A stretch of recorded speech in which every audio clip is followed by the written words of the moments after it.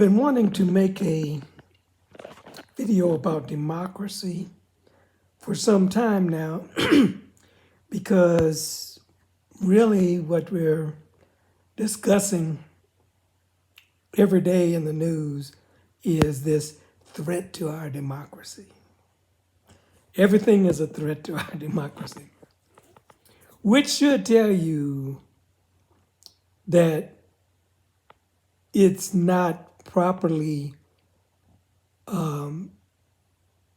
assembled and functioning.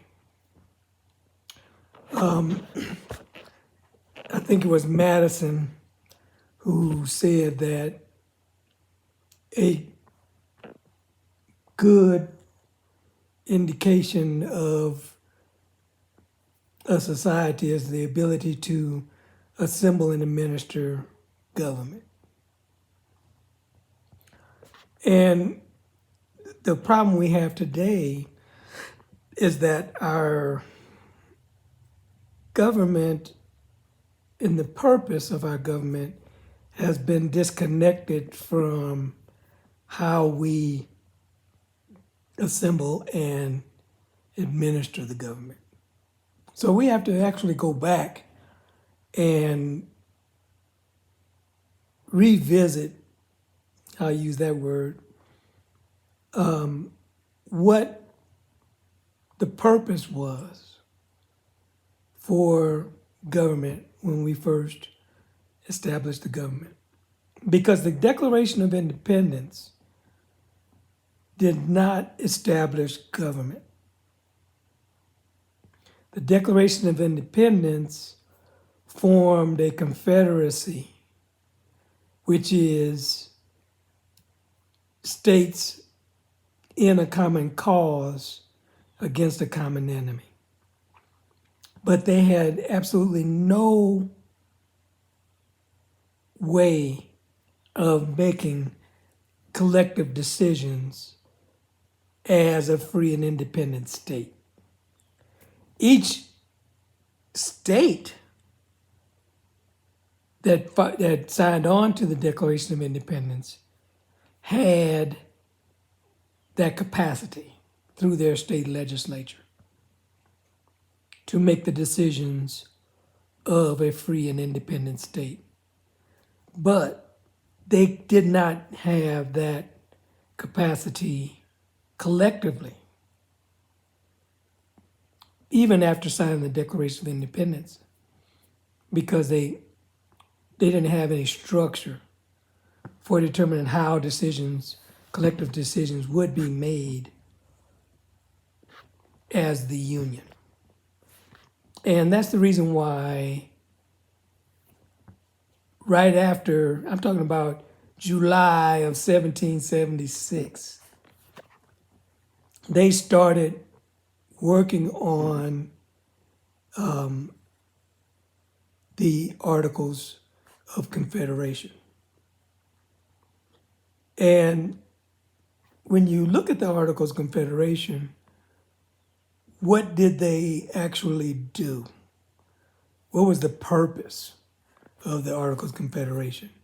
Well, when you form a union, you better have the benefits, privileges, rights of participation in decision-making, and cost of membership in the union. That's what they had to define and agree to, that structure of its own. And then they put the constraints on government, the balance between the power of a state individually and what was in their capacity to do, and what was in the power and authority of the union. So you had this balance between the states and the union, which is what we call the federal government. That word came from, for those people who don't know, Confederate. Federal comes from Confederate. It's an aggregate assembly. And anybody who knows anything about concrete knows that an aggregate assembly, those parts never change. It's not a mixture. It's not a uniform mixture like you would have in a cake. You can't find the individual components that you made that cake with once you bake it. But if you were to break up some concrete, all those rocks and different sizes of stuff will still be there. They're just glued together to make the concrete. So that's what they did. And it took them over a year. They started working on it in July or early August of 1776, and by October, November of 1777, they had an agreement in place.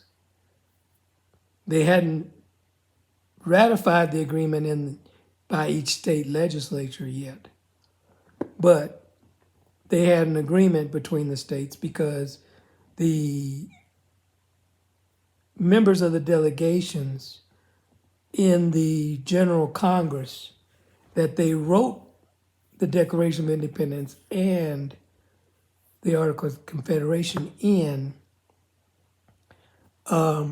empowered and directed their delegation. They were an extension of the state legislature. They did not have any independent decision-making authority. They were under the direction and control of their state legislature at all times. So that's why when we talk about founding fathers, we make it sound like these very enlightened people took it upon themselves to write the Constitution for the United States. No, that's not how it worked.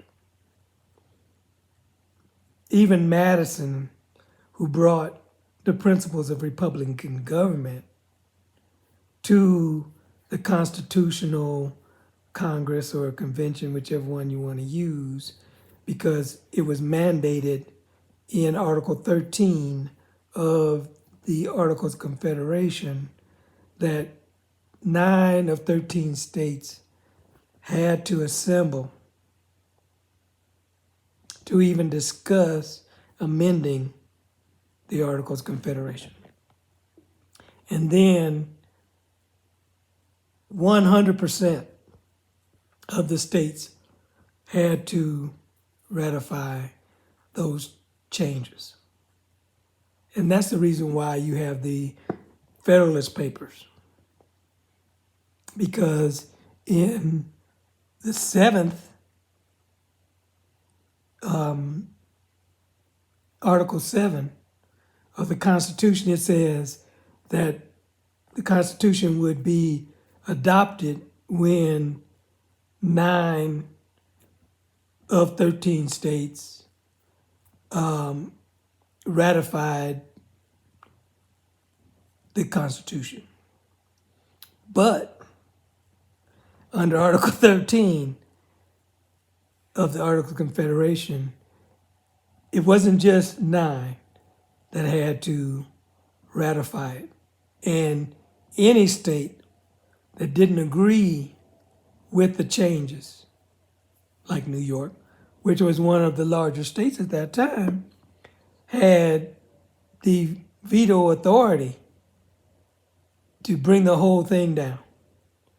So that's why they wrote the Federalist Papers, to address a lot of the concerns that the people of the state of New York had with the adoption of the amendments which are reflected in our Constitution of the United States.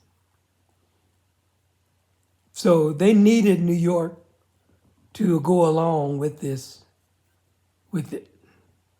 Not just 9 states, they needed New York as one of the largest states to agree so that they can put it in place. Or else the Constitution would have never been adopted. Even if 12 of the 13 states had decided and New York had said no, that would have been it. It would not have been adopted until New York was on board with it. Okay? So that was a little bit of a long explanation about the purpose of government. And what did they actually do with the Articles of Confederation? Well, what they did with the Articles of Confederation was they converted the General Assembly of the states in Congress into a legislative assembly of the states in Congress. And actually what they did was they produced the first democracy, where all the states had equal suffrage to reach a majority consensus of the states as the Union. Okay? That's what the Legislative Assembly was all about. It wasn't even about equal representation, because at that point in the Articles of Confederation, they had quorum requirement, because all these legislative assemblies, you have to have quorum requirements and majority consensus requirements. So the quorum requirement is to operate it. How do we operate it? How many of the members must be present to discuss matters? Okay, questions, any kind of common interest, matters of common interest. How many do you need? And at that time, you needed 9 of 13 states to form a quorum. But in order to be counted as part of the quorum, you had to have present 2 to 7 persons in your delegation. If you only had 1, then you were not counted as satisfying the requirement for a quorum to operate Congress as a legislative assembly. Okay? That doesn't mean that you can't vote when it comes time to make a determination on a question, which is the majority consensus. And at that time, with the Articles of Confederation, in Article 5, every state, when a determination was to be made, every state had 1 vote to reach a majority consensus. Excuse me. Doesn't matter how many people were in their delegation. They could have 7, they could have 2, they could have 1. Doesn't matter. When the determination needed to be made, each state had 1 vote. Yes, they needed a quorum to hold the vote, which means that each state that was counted towards the quorum to be part of that 9 had to have at least 2 members in their delegation. But when it came time to vote, every state had 1 vote to reach a majority consensus. And at that time, the majority consensus was 9. For all the things that they declared their independence from Great Britain for, which include levying war, concluding peace, which doesn't mean that they reached the conclusion of the war. No, concluding peace means that they have reached a conclusion that the war is over. Okay, for them. Then they had contracting alliances. So when it came to contracting alliances, you needed 2/3 of the states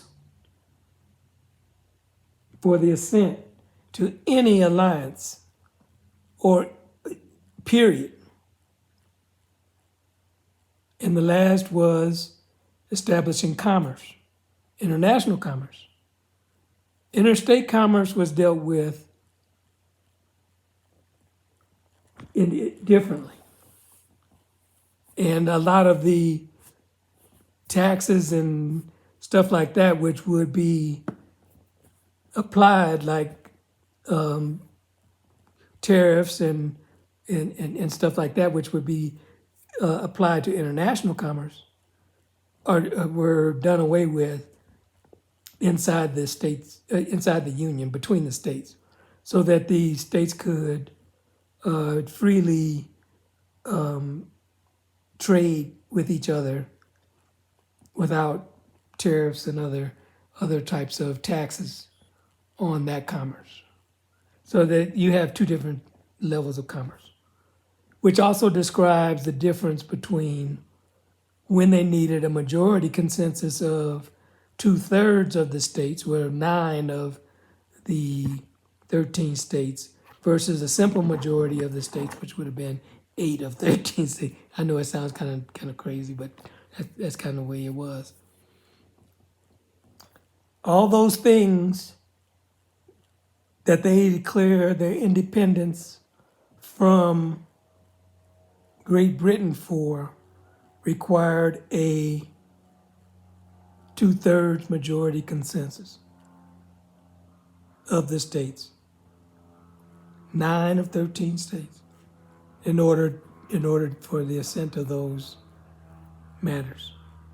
But all the things that they did inside their union to determine how the states interacted with each other only needed a simple majority for passage. But we have to remember that the members of the union are the states. The members of Congress are the states. I don't care if it's a unicameral legislature, bicameral legislature, or what kind of legislature they chose to have. The members of Congress are the states, not the members of their representative delegation, which only represent the states, so the states can participate in the legislative processes in Congress to reach a majority consensus. Okay? This is what we have lost over the years, is this understanding of the purpose of our government. And anytime you have a government, you have to have two things that are defined and specified. One is what is being governed, and the other is what is the governor. In our governing system, collective decision making of the states as the union is what is being governed. They have to reach a majority consensus of the states as the union, which is the governor. The legislative processes to reach that majority consensus of the states as the Union on